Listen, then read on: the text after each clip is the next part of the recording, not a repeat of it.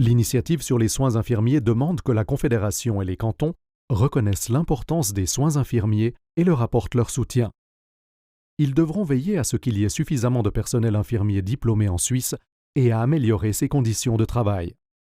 Le Conseil fédéral et le Parlement estiment que l'initiative va trop loin. C'est pourquoi ils ont préparé un contre-projet qui renforce les soins infirmiers de manière rapide et ciblée. De quoi s'agit-il en détail? Les soins infirmiers sont un élément important de la prise en charge médicale. Le besoin de personnel qualifié ne cesse de croître, car la population vieillit. À l'avenir, il faudra donc former nettement plus de personnel soignant. L'initiative pour les soins infirmiers demande l'accès à des soins de qualité pour tous.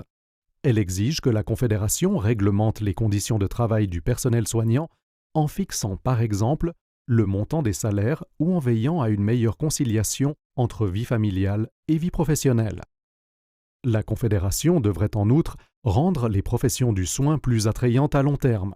Aujourd'hui, de nombreux soignants quittent leur profession au cours de leur vie active. Enfin, l'initiative demande que les infirmières et les infirmiers puissent facturer directement certaines prestations à l'assurance maladie, sans prescription d'un médecin.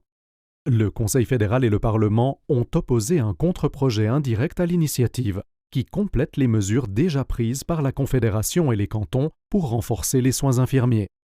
Celui-ci entrera en vigueur si l'initiative populaire est rejetée. Le contre-projet reprend des demandes de l'initiative. La Confédération et les cantons consacreront environ 1 milliard de francs sur 8 ans à la promotion de la formation. En revanche, le contre-projet ne prévoit pas de réglementation des conditions de travail des soignants. Celles-ci resteront du ressort des cantons et des partenaires sociaux. Le comité d'initiative soutient que la pénurie de personnel soignant est une réalité en Suisse depuis longtemps. Bien trop peu de soignants sont formés et trop d'entre eux quittent la profession après quelques années parce qu'ils sont épuisés. Les soignants ont absolument besoin de meilleures conditions de travail. Par exemple, un nombre plus élevé de soignants par équipe, des opportunités de développement professionnel et des salaires équitables. C'est la seule manière de garantir la sécurité des patients et une qualité optimale des soins à l'avenir.